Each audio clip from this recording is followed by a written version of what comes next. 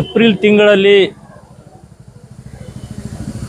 ನಾವು ಒಂದು ಪತ್ರಿಕಾಗೋಷ್ಠಿ ಕರೆದು ಹಿಂದುಳಿದ ವರ್ಗಗಳ ಕಲ್ಯಾಣ ಇಲಾಖೆಗೆ ಸಂಬಂಧಿಸಿರ್ತಕ್ಕಂಥ ವಸತಿ ನಿಲಯಗಳ ಅವ್ಯವಸ್ಥೆ ಬಗ್ಗೆ ಮತ್ತು ವಸತಿ ನಿಲಯಗಳಲ್ಲಿ ನಕಲಿ ಬಿಲ್ ಸೃಷ್ಟಿ ಮಾಡಿಕೊಂಡು ಕೋಟ್ಯಾಂತರ ರೂಪಾಯಿಗಳು ಲೂಟಿ ಮಾಡಿರ್ತಕ್ಕಂಥದ್ದು, ಈ ವಿಷಯದಲ್ಲಿ ಆ ಸಿಬ್ಬಂದಿಗಳಿಗೆ ಒಂದೇ ಸ್ಥಳದಲ್ಲಿ 10 ವರ್ಷ ಸೇವೆ ಸಲ್ಲಿಸ್ತಕ್ಕಂಥವರಿಗೆ ಬೇರೆ ಕಡೆ ವರ್ಗಾವಣೆ ಮಾಡಬೇಕು ಮತ್ತು ಭ್ರಷ್ಟಾಚಾರ ಮಾಡಿದವರ ಮೇಲೆ ಕ್ರಮ ಜರುಗಿಸಬೇಕಂತ ಹೇಳಿ ನಾವು ಮಾಧ್ಯಮದ ಮುಖಾಂತರ ಸರ್ಕಾರದ ಗಮನಕ್ಕೆ ತಂದು ನಾವು ನಮ್ಮ ಸಮಿತಿಯ ಒಂದು ನಿಯೋಗ, ನಮ್ಮ ರಾಜ್ಯ ಸಂಘಟನಾ ಸಂಚಾಲಕರಾಗಿರ್ತಕ್ಕಂಥ ಮಲ್ಲಿಕಾರ್ಜುನ್ ಕ್ರಾಂತಿ, ಜಿಲ್ಲಾ ಸಂಚಾಲಕರಾಗಿರ್ತಕ್ಕಂಥ ಮಾಂತೇಶ್ ಬಡದಾಳ್ ಮತ್ತು ಜಿಲ್ಲಾ ಸಂಘಟನಾ ಸಂಚಾಲಕರಾಗಿರ್ತಕ್ಕಂಥ ಮಲ್ಲಿಕಾರ್ಜುನ್ ಖನ್ನಾ ಮತ್ತು ಸೂರ್ಯಕಾಂತ್ ಅಜಾದ್ಪುರ್ ಅವರು ಒಂದು ನಿಯೋಗ ಬೆಂಗಳೂರಿಗೆ ಹೋಗಿ ಜಿಲ್ಲೆ ಉಸ್ತುವಾರಿ ಸಚಿವರಾಗಿರ್ತಕ್ಕಂಥ ಮಾನ್ಯ ಪ್ರಿಯಾಂಕಾ ಖರ್ಗೆ ಅವರಿಗೆ ಮತ್ತು ಹಿಂದುಳಿದ ವರ್ಗಗಳ ಕಲ್ಯಾಣ ಇಲಾಖೆಯ ಸಚಿವರಾಗಿರ್ತಕ್ಕಂಥ ತಂಗಡಿಯವರಿಗೆ ಮತ್ತು ಇಲಾಖೆಯ ಆಯುಕ್ತರಿಗೆ ಮತ್ತು ಇಲಾಖೆಯ ಪ್ರಧಾನ ಕಾರ್ಯದರ್ಶಿಗಳಿಗೆ ಒಂದು ಮನವಿ ಪತ್ರ ಕೊಟ್ಟು ಗುಲ್ಬರ್ಗಾದಲ್ಲಿ ಹಿಂದುಳಿದ ವರ್ಗಗಳ ಕಲ್ಯಾಣ ಇಲಾಖೆ ಅಡಿಯಲ್ಲಿ ನೆರೆದಿರ್ತಕ್ಕಂಥ ಏನು ವಸತಿ ನಿಲಯಗಳಲ್ಲಿ ಸಿಬ್ಬಂದಿಗಳು ನಕಲಿ ಬಿಲ್ ಸೃಷ್ಟಿ ಮಾಡಿ ಇವತ್ತು ವಿದ್ಯಾರ್ಥಿಗಳ ಹೆಸರಿನ ಮೇಲೆ ಕೋಟ್ಯಾಂತರ ರೂಪಾಯಿ ಲೂಟಿ ಮಾಡ್ತಕ್ಕಂಥ ವಿಷಯ ಅವರ ಗಮನಕ್ಕೆ ತಂದು ಮತ್ತು ಅವರ ಮೇಲೆ ಕ್ರಮ ಜರುಗಿಸಬೇಕಂತ ಹೇಳಿ ಒಂದು ಅಥವಾ ಪ್ರಧಾನ ಕಾರ್ಯದರ್ಶಿಗಳಾಗಲಿ ಅಥವಾ ಆಯುಕ್ತರಾಗಲಿ ಯಾವುದೇ ಕ್ರಮ ಜರುಗಿಸಲಿಲ್ಲ.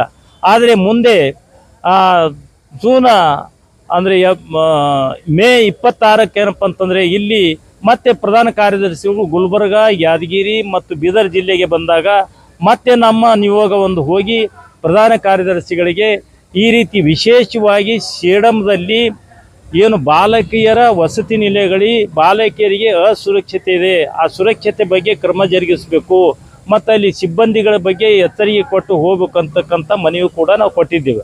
ಅದಾದ ನಂತರ ಅದೇ ದಿವಸ ಸೇಡಂದ ಸಂಬಂಧಿಸಿದ ವೈದ್ಯಕೀಯ ಶಿಕ್ಷಣ ಸಚಿವರಾಗಿರ್ತಕ್ಕಂಥ ಮಾನ್ಯ ಡಾಕ್ಟರ್ ಶರಣಪ್ರಕಾಶ್ ಪಾಟೀಲ್ ಅವರಿಗೂ ಕೂಡ ನಮ್ಮ ನಿಯೋಗ ಹೋಗಿ ಅವರ ನಿವಾಸಕ್ಕೆ ಹೋಗಿ ವಿಶೇಷವಾಗಿ ಸೇಡಂದಲ್ಲಿ ಈ ರೀತಿ ನಡೀತಾ ಇದೆ, ವಿದ್ಯಾರ್ಥಿನಿಯರಿಗೆ ಏನಪ್ಪ ಅಂದರೆ ಅಸುರಕ್ಷತೆ ಇದ್ದ ಬಗ್ಗೆ ಆ ಸಿಬ್ಬಂದಿಗಳ ಮೇಲೆ ಕ್ರಮ ಜರುಗಿಸ್ಬೇಕಂತ ಹೇಳಿ ಮನವಿ ಪತ್ರ ಕೊಟ್ಟಾಗ ಅದರ ಬಗ್ಗೆ ಯಾರೂ ಸ್ಪಂದನೆ ಮಾಡಲಿಲ್ಲ.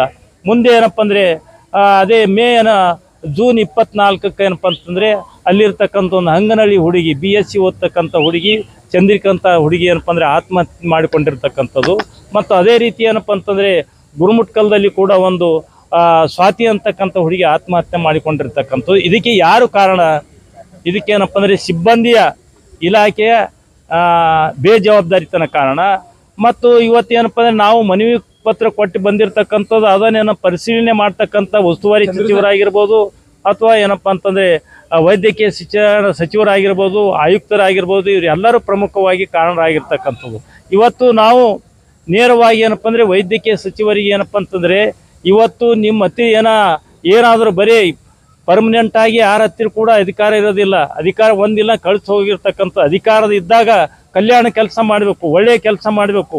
ಅದನ್ನು ಬಿಟ್ಟು ಇವತ್ತು ಆತ್ಮಹತ್ಯೆ ಮಾಡಿಕೊಂಡಿರ್ತಕ್ಕಂಥ ವಿದ್ಯಾರ್ಥಿನಿಯ ಪಾಲಕರಿಗೆ ಸುಳ್ಳು ಹೇಳಿಕೆ ಕೊಡ್ತಕ್ಕಂಥದ್ದು ಇವತ್ತು ವೈದ್ಯಕೀಯ ಶಿಕ್ಷಣ ಸಚಿವರ ಹಿಂಬಾಲಕರಿಂದ ನಡೆದಿದೆ. ಅಲ್ಲಿ ನಡೆದಿದೆ. ಆ ರೀತಿ ಆ ಹುಡುಗಿಗೆ ಏನಪ್ಪ ಅಂದರೆ ಮಾನಸಿಕ ಅಸ್ತವ್ಯಸ್ತ ಇದ್ದಳು ಅಂತಕ್ಕಂಥ ಮಾತುಗಳು ಹೇಳ್ತದೆ.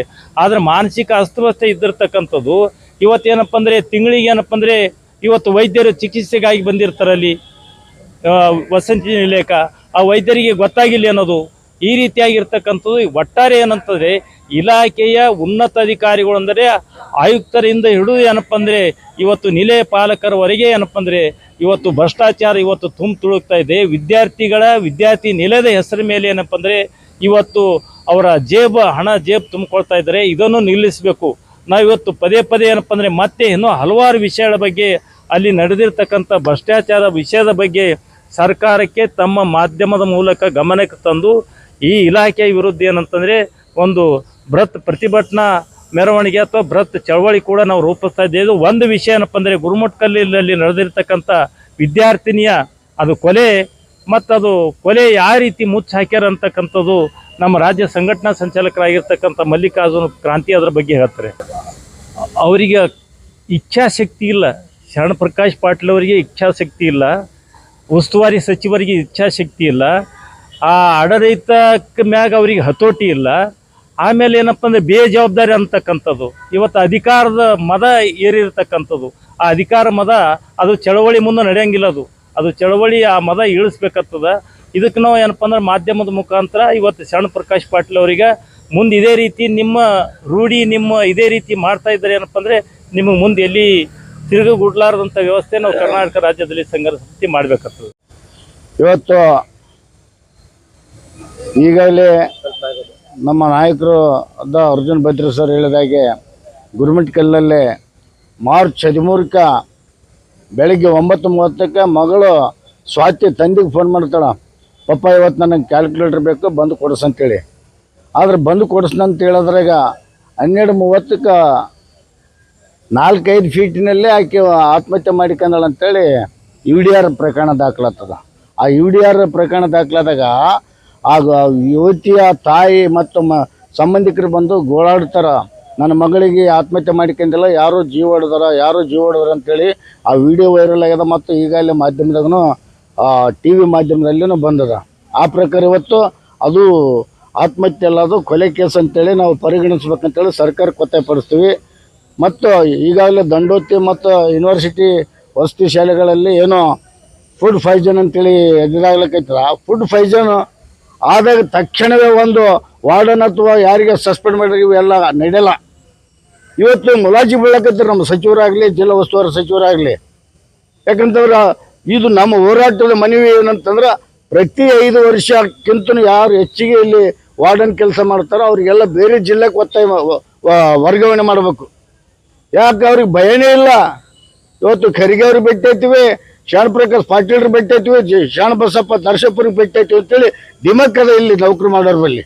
ಆ ದಿಮಕ್ ಕಟ್ಟಾಗಬೇಕಾಯ್ತಂದ್ರೆ ಇವತ್ತು ಸರ್ಕಾರ ಎಚ್ಚೆತ್ತುಕೊಂಡಿಗೆಸಿ 5 ವರ್ಷಕ್ಕಿಂತ ಮೇಲ್ಪಟ್ಟ ಕೆಲಸ ಮಾಡುವಂಥವ್ರು ಇವತ್ತು ವಾರ್ಡನ್ ಆಗಲಿ ಮತ್ತು ತಾಲೂಕು ಆಫೀಸರ್ ಆಗಲಿ, ಜಿಲ್ಲಾ ಮಟ್ಟದ ಅಧಿಕಾರಿಗಳಾಗಲಿ 5 ವರ್ಷಕ್ಕಿಂತ ಹೆಚ್ಚಿಗೆ ಮಾಡಿದಂಥವ್ರಿಗೆ ಬೇರೆ ಜಿಲ್ಲೆಗೆ ವರ್ಗಾವಣೆ ಆಗಬೇಕು. ಬರೀ ಯಾದಗಿರಿಲಿದ್ದು ಗುಲ್ಬರ್ಗಲ್ಲಿದ್ದ ಚಿತ್ತಾಪುರ ಸೇಡಮ್ ಅಂತ ಆಗಬಾರ್ದು. ಇದು ನಮ್ಮ ಒತ್ತಡ. ಮತ್ತು ಈಗಾಗಲೇ ಭದ್ರಿ ಸರ್ ಹೇಳಿದಾಗೆ ಈ ಎಲ್ಲ ಘಟನೆಗಳ ಬಗ್ಗೆ ಇವತ್ತು ಸೇಡಮ್ದಲ್ಲಿ ಸೋದರಿ ಆತ್ಮಹತ್ಯೆ ಮಾಡಿಕೊಂಡ ಬಗ್ಗೆ ಮತ್ತು ಇವತ್ತು ಗುರುಮಿಟ್ಕಲ್ಲಲ್ಲಿ ಆತ್ಮಹತ್ಯೆ ಅದು ಕೊಲೆನೇ ಅದ. ಯಾಕೆ ಹುಡುಗಿ ಸಂಬಂಧಿಕರು ಹೇಳಕತ್ತಾರ. ಇವೆರಡು CID ತನಿಖೆ ಒಪ್ಪಿಸ್ಬೇಕು. ಮತ್ತು ಇಡೀ ರಾಜ್ಯದಲ್ಲಿ ಎಲ್ಲ ವಸತಿನಿಲ್ಲ ಇವತ್ತು BCM ಆಗಲಿ, ಸಾಮಾಜಿಕ ಕಲ್ಯಾಣ ಇಲಾಖೆ ಆಗಲಿ 5 ವರ್ಷಗಳ ಮೇಲ್ಪಟ್ಟು ಒಂದು ತಾಲೂಕಿನಲ್ಲಿ ಒಂದು ಜಿಲ್ಲೆಯಲ್ಲಿದ್ದ ಕೆಲಸ ಮಾಡುವಂಥವ್ರಿಗೆ ಬೇರೆ ಜಿಲ್ಲೆಗೆ ವರ್ಗಾವಣೆ ಮಾಡ್ಬೇಕಂತೇಳಿ ನಾವು ಸರ್ಕಾರಕ್ಕೆ ಒತ್ತಾಯಪಡಿಸ್ತೀವಿ. ಇವತ್ತು ಸರ್ಕಾರದ ಸಚಿವರಾಗಲಿ, ಶಾಸಕರಾಗಲಿ ಈ ಘಟನೆಗಳು ಸೈಲೆಂಟ್ ಕುಂತು ತಮ್ಮ ಮೇಲೆ ಕೇಳೋದು. ಇಲ್ಲಿ ಮಕ್ಕಳ ಜೊತೆ ಚೆಲ್ಲಾಟ ಆಡ್ಲಕೈತಾರ ಸಚಿವರು ಮತ್ತು ಸರ್ಕಾರ. ಮಕ್ಕಳ ಜೊತೆ ಚೆಲ್ಲಾಟ ಆಡಲಿದ್ದ ನಿಮಗೆ ಮುಂದಿನ ಭವಿಷ್ಯದಲ್ಲಿ ನಿಮಗೆ ಒಳ್ಳೆ ಕಾಲ ಬರೋದಿಲ್ಲ. ದಯಮಾಡಿ ಇವತ್ತು ಪ್ರಿಯಾಂಕ್ ಸಾಹೇಬ್ ಇರ್ಬೋದು, ಇನ್ನೊಬ್ರು ಜಿಲ್ಲಾ ಉಸ್ತುವಾರಿ ಸಚಿವರು ಯಾರೇ ಇರಲಿ, ಕರ್ನಾಟಕದಲ್ಲಿ ಮಕ್ಕಳದು ಬಗ್ಗೆ ಸರಿಯಾಗಿ ರಕ್ಷಣೆ ಕೊಡುವಂತ ಕೆಲಸ ತೀವ್ರಗತಿಯಲ್ಲಿ ಸರ್ಕಾರ ಮಾಡ್ಬೇಕಂತೇಳಿ ಒತ್ತಾಯಪಡಿಸ್ತೇವೆ. ನಮ್ಮ ಹೆಸರು ಮಲ್ಲಿಕಾರ್ಜುನ ಕ್ರಾಂತಿ, ರಾಜ್ಯ ಸಂಘಟನಾ ಸಂಚಾಲಕರು, DSS.